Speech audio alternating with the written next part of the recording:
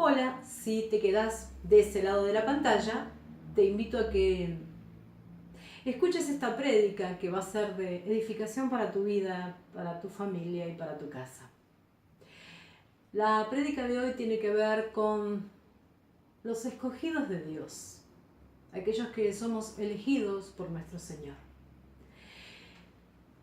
Nosotros no tenemos muchas veces conciencia de lo sencillo que nos hizo Cristo el proceso de salvación. Tan sencilla es la salvación que nos dio nuestro Señor Jesucristo que la tenemos al alcance de nuestra mano y es gratuita, es por gracia. No debemos hacer absolutamente nada para quedar totalmente limpios de nuestros pecados. Y no importa de qué pecado estemos hablando, porque quizás vos te sentís con mucho peso en tu vida por el tipo de pecado que has ejecutado o que estás perpetrando. Pero quiero decirte que nuestro Señor Jesucristo nos modificó mucho las cosas. Y para que lo entiendas, quiero hablarte de algo que se define muy bien en el Antiguo Testamento. Dios llama a Moisés y le pide que Moisés fabrique un tabernáculo. ¿Sabes qué era un tabernáculo? Era una carpa muy grande en el desierto. Era una carpa, una edificación para Dios con 3 secciones. Si bien vamos a estar leyendo que había 2 partes diferenciadas, en realidad tenía 3 secciones. Cuando Dios le pide a Moisés un tabernáculo, deja en evidencia que Él quiere morar con su pueblo. Dios quiere estar viviendo con vos. Dios quiere estar en tu casa. Dios quiere estar en tu familia. Quiere compartir su tiempo con vos. ¿Cómo se conformaba el tabernáculo? En 3 secciones. El número 3 es muy significativo en la Biblia. Un Dios trino, Padre, Hijo y Espíritu Santo. Recién es al tercer día de las bodas de Caná cuando nuestro Señor Jesucristo realiza el milagro de transformar el agua en vino. Somos los seres humanos, cuerpo, alma y espíritu. Al tercer día resucitó nuestro Señor. La importancia del número 3, ¿no? Y el tabernáculo tenía un atrio exterior, que era una especie de gran patio a la luz del sol. Y en el atrio exterior teníamos el altar de bronce, que era el altar de sacrificio, que era un mueble, en donde el pueblo de Dios traía a los sacerdotes, traía los bueyes, los toros, los corderos, los animales que eran dispuestos al sacrificio, y sobre ese altar de bronce el sacerdote ejecutaba el sacrificio, la matanza del animal. La sangre era recogida en una copa que luego sería llevada por el sumo sacerdote al propiciatorio. Pero después vamos a hablar del propiciatorio. Y en este gran atrio exterior, que era un patio de grandes dimensiones, donde el pueblo acudía con sus sacrificios, también teníamos un lavacro. El lavacro era un mueble de bronce en el que el sacerdote vertía agua para luego lavarse las manos y los pies en actos de purificación. Quiero que observes que este atrio exterior está representando al hombre mundano, pues la luz del sol, el hombre en el mundo, el hombre que viene a Dios, ingresa al tabernáculo, ingresa a Dios con todo su pecado, con toda su podredumbre, con toda su rebelión, su transgresión, el hombre común, el hombre corriente con todo el peso de su error. Y claro, Cristo no había venido y aún no se había instituido el bautismo, ¿verdad? Estamos hablando de más de 1000 años antes. Y en ese lavacro donde el sumo sacerdote lavaba sus manos y lavaba sus pies, estamos viendo una simbología del bautismo, ¿no? Del arrepentimiento, de la purificación, del lavado, porque no se podía entrar, el sacerdote no podía ingresar al lugar santo sin antes purificarse. Es por eso que aquí estamos viendo, en este tabernáculo que Dios le manda a fabricar a Moisés, el propósito y la misión de Cristo. El hombre que llega a Dios, a Cristo, con el pecado, con toda su mugre, y la necesidad de un sacrificio. ¿Para qué? Y ahora lo vamos a ver. ¿El sacrificio de quién? El sacrificio de Jesucristo. Su sangre, ¿no? Vertida. Para entrar luego al lugar santo, donde ya no teníamos la luz del sol, que es la luz del mundo. El mundo este en el que vos y yo vivimos. Este mundo tan gobernado por el demonio. Basta prender la televisión, basta ver las familias que nos rodean, basta ver cómo está la sociedad para darte cuenta que el príncipe de las tinieblas está dominando el mundo. Pero para entrar al lugar santo, el sacerdote ya tenía otra luz, que era la luz de un candelabro de 7 velas. Y el sacerdote echaba aceite a las veladoras y recortaba las mechas, porque las mechas se iban como desgastando y entrando en putrefacción, entonces las desgastaba. ¿Qué es lo que hace tu pastor con vos cuando te congregás? Por eso es importante que te congregues, que acudas a tu iglesia y no que deseas ser cristiano a tu modo. No me congrego porque el pastor no me gusta cómo habla, no me gusta, el pastor es soberbio, porque es muy fácil criticar. Pero el congregarse, el ser parte del cuerpo de Cristo, es algo que Él instituye. Vos no podés decir de qué modo vas a ser cristiano. Y los sacerdotes recortaban las mechas, las dejaban nuevitas. Y además, en el lugar santo es la iglesia de hoy. Es tu iglesia, es mi iglesia. El candelabro que iluminaba es el Espíritu Santo, tu iglesia está iluminada por el Espíritu Santo. Y estaba la mesa de los panes y el sumo sacerdote, panes sin levadura, porque esto era una especie de significado de pan sin pecado. Él trozaba esos panes y comía de esos panes. Y esa es la comida que vos recibís cada vez que te congregás, que vas a tu iglesia, que es la comida de la palabra, porque la palabra es alimento.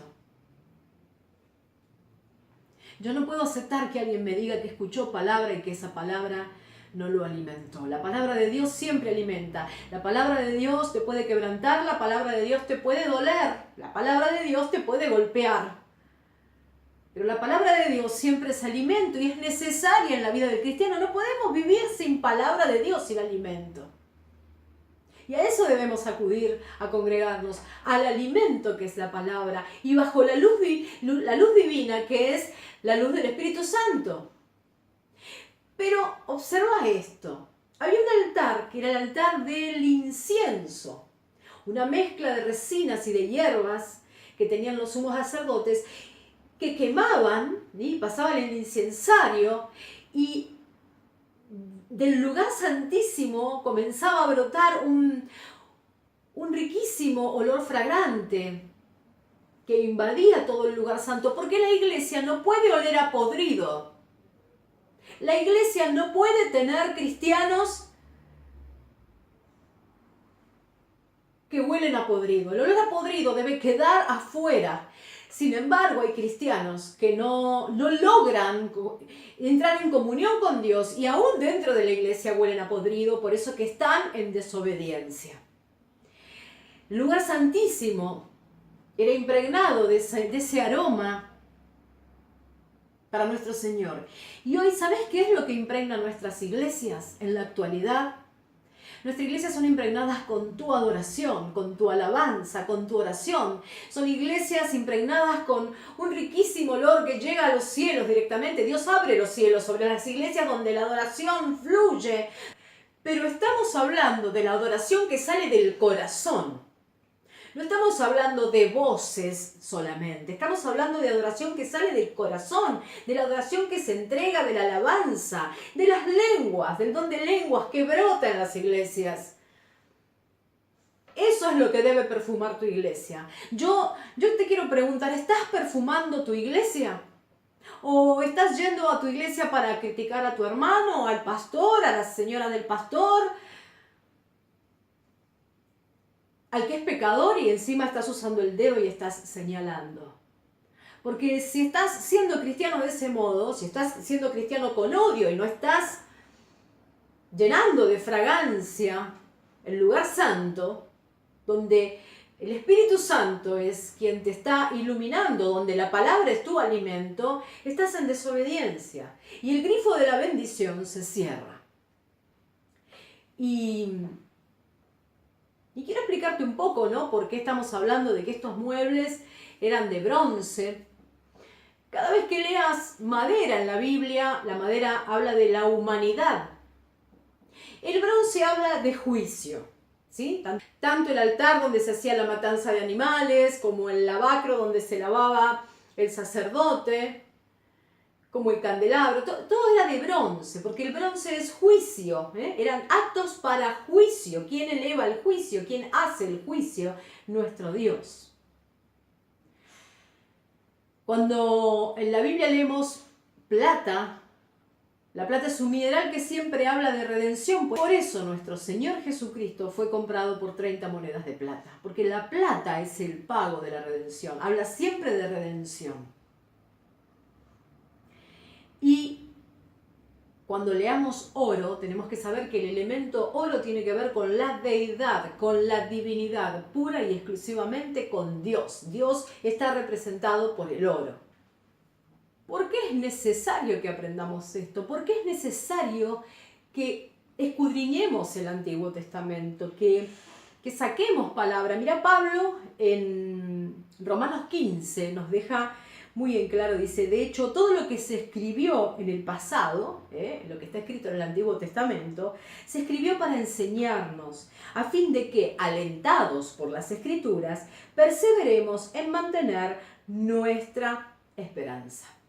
Así que estas costumbres judías que fueron escritas, no fueron escritas porque sí, o no están ahí vencidas, sino que están para darnos enseñanza y lograr que nosotros perseveremos en la fe. Bien, voy a hablarte ahora del lugar, de ese tercer sector, de ese lugar misterioso, de ese lugar donde moraba Dios, que se llamaba el lugar santísimo. El lugar santísimo estaba dentro del lugar santo, pero había un velo, una especie de telón, un velo de lino retorcido. El lino retorcido era algo así como un cuero de animal, más duro quizá. Podría decirse que casi imposible de cortar. Y detrás de ese velo, ahí se encontraba la presencia de Dios. Ahí ya no había luz, no había candelabro, y es muy sencillo, porque lo que alumbra el lugar santísimo es nada más y nada menos que la presencia de nuestro Señor. La luz de nuestro Señor. Y en ese sitio había un mueble, que en realidad eran dos muebles en uno, que era el arca del pacto con una tapadera. La tapadera, todo esto estaba recubierto en oro, y la tapadera tenía dos querubines, que el Señor había dado claras y precisas instrucciones de que debía tener dos querubines, porque ahí le hablaría, entre esos querubines hablaría a Moisés. Y esa tapadera, esa especie de tapa de propiciatorio, sobre ese propiciatorio, la sangre que era recogida en una copa, la sangre de los animales, esa sangre de sacrificio, era derramada sobre el propiciatorio de oro. ¿Por qué? Porque con eso se tapaban los pecados, pero durante un año. Bien, date cuenta que la divinidad, el oro, la tapadera, el arca, que es juicio de Dios, hace una, podríamos decir, reacción química. La divinidad con la sangre de juicio se transforma en redención y en perdón. Pero no era la sangre del Cordero Divino, del Cordero de Dios, de su Hijo, era la sangre de animales. Y esa sangre no lograba en aquella época borrar el pecado, solo lo tapaba por un año. Y a ese lugar, al lugar santísimo, solo podía ingresar el sumo sacerdote, una vez cada 365 días, para tapar a través del derramamiento de sangre sobre la tapadera sus pecados, sus propios pecados y los pecados de su pueblo, de aquellos que venían a traer sus holocaustos. Y te preguntarás qué había dentro del arca del pacto, que era la otra parte, ¿no? Lo que estaba debajo de la tapadera. Dentro del arca del pacto se guardaban 3 elementos que tenían que ver con Dios. Una copa con maná, ese alimento que caía del cielo y había alimentado al pueblo de Dios en el desierto cuando fueron liberados de la esclavitud de Egipto. Esto también indica de que Dios jamás dejará de dispensarle a sus hijos lo que sus hijos necesitan. Pero a sus hijos, a los que andan en su ley, a los que son verdaderamente hijos. Por otra parte tenía el arca del pacto, la vara de Aarón, esa vara, ese bastón, ese cayado que Aarón le trajo un poco de problemas. En un momento vos viste que este pueblo era rebelde, transgresor y empezaron a enfurecerse. ¿Por qué tenía que predicar Aarón? ¿Por qué tenían que escuchar a Moisés? ¿Por qué no podían ellos? Entonces vienen de todas las tribus. Jehová dice que traigan sus bastones, todas las tribus, un bastón por cada tribu. Y vinieron todas las tribus. Gad, Benjamín, Dan, Judá, Leví, todos los que pertenecían a las tribus de Jacob. Y dejaron los bastones. ¿Y qué ocurrió? En 24 horas los bastones secos de cada tribu pasaron vergüenza y humillación ante el bastón reverdecido, ante la vara reverdecida de Aarón, que no solo había echado hojas, sino que además tenía frutos de almendras. No, sino que además tenía frutos, almendras. Qué increíble, ¿no? Qué increíble poder nuestro Señor cuando Él decide, cuando Él elige, cuando Él escoge. Si Él te escoge, si Él te llama, no importa que los demás vituperen en tu contra, no importa que los demás señalen, no importa que los demás murmuren, porque el Señor protege a sus ungidos. Y eso es lo que tenés que saber en la vida, a pesar de que estés recibiendo palos y a pesar de que estén tratando de hacerte caer o incluso a pesar de que hayas caído, el Señor está para reverdecer tu vida, como la vara de Aarón, para darte follaje y para que des fruto. El Señor va a utilizarte para que des mucho fruto. Y también estaban las tablas con la ley de Moisés, esas tablas que se hicieron una copia fiel de las primeras tablas, ¿no? Que las primeras tablas fue cuando Moisés con 80 años sube al monte, sube a la cima del monte, la nube cubre la cima y Josué lo espera a mitad de camino y pasan 40 días, 40 noches de ayuno. Mirá que Moisés, qué hombre elegido, qué obediencia, mientras su pueblo con Aarón transgreden, arman el becerro de oro, fundiendo todas las joyas y las cosas de oro que tenían, empiezan a ser idólatras, empiezan a adorar a un Dios porque pensaban, ya Moisés fue el viejito, ya se lo comió el monte. Eso hizo que cuando Moisés bajaba con las tablas le agarrara una terrible rabieta, cosa que los cristianos no podemos tener rabietas ni ira, porque la ira no la pone Dios. Dios puede tener ira, pero nosotros debemos tener misericordia, conmiseración, que son las virtudes que Cristo tiene en su corazón. La ira solamente y la venganza pertenecen a Dios. El juicio pertenece a Dios. Y bueno, Moisés, sabemos muy bien la historia, los cristianos rompe las tablas, le agarra, le ataca de nervios y tiene que volver a subir al monte, pasarse otros 40 días y 40 noches de ayuno en el medio de la nube con el Señor, pero esta vez las tablas las tiene que elegir él, tallar él, grabar él, y baja con los mandamientos que conoces. El no matar, el no robar, el honrar a tu padre y a tu madre, el amar a Dios por sobre todas las cosas. Los mandamientos los conoces. Los mandamientos los conocemos, pero en esta sociedad actual parece que los conocemos, pero no los ejecutamos. Y la ley de Dios, dice la palabra, que está escrita en nuestros corazones. Lo que pasa es que tenemos muchas veces el corazón anestesiado o el corazón de piedra. Y eso es lo que no debemos permitir. Y el sumo sacerdote, que entraba una vez al año para tapar los pecados durante el plazo de un año de su pueblo, de los propios pecados, entraba con un cordel atado de su vestidura lleno de campanitas. Porque cuando un sumo sacerdote entraba con pecado e indigno a la presencia de Dios, que estaba en el lugar santísimo, ese sumo sacerdote moría en el acto. Por eso el pueblo escuchaba el tintineo, las campanitas. Mientras las campanitas sonaban, significaba que el sumo sacerdote estaba con vida y que los sacrificios iban a ser propicios, iban a ser favorables. Y las campanitas hoy en la iglesia somos nosotros. ¿Y qué pasó con el velo? Recordarás que mientras nuestro Señor Jesucristo moría, ocurrieron 3 asombrosas situaciones. Mientras Él moría en la cruz y decía, consumado es, Padre, te encomiendo mi espíritu. El sol se oscureció por 3 horas y la tierra tembló. Pero algo más sucedió.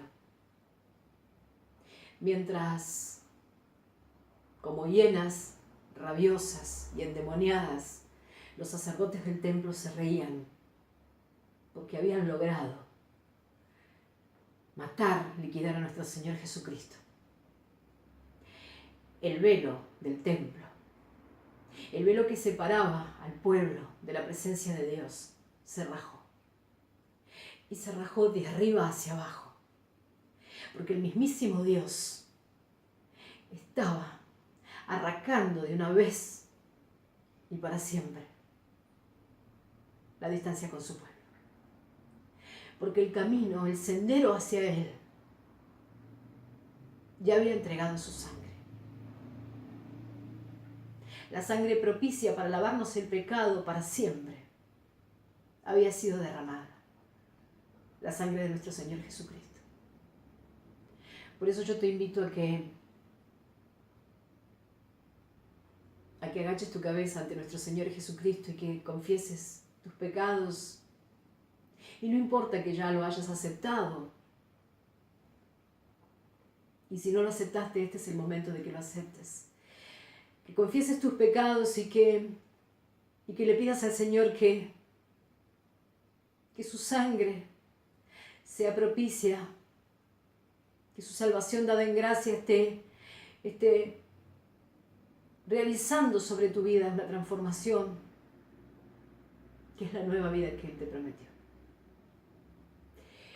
Padre Celestial, en el nombre de tu Hijo Jesucristo, yo te pido por todos aquellos que están viendo este programa, todos aquellos que están escuchando este programa, Señor. Yo te pido y declaro, no soy yo, doy la palabra en el nombre de tu Hijo Jesucristo. Declaro que estés cambiando vidas, Señor, que estés desatando a aquellos que están en cautividad, Señor, que estés quitando a tus hijos de las garras del demonio, de los demonios de vicios, de adulterios, de transgresiones, rebeliones, Señor, que estés poniendo tu mano abierta en prosperidad en aquellos que están siendo saqueados en los bolsillos, en sus economías, en sus trabajos, Señor, y que estés poniendo tu mano sobre aquellos que están pasando por problemas amorosos, situaciones de dolencias físicas, Señor. Te pido que estés enviando sanidad. Te lo pedimos en el poderoso nombre de Cristo Jesús. Amén y amén. Te espero el próximo sábado a las 11, como siempre.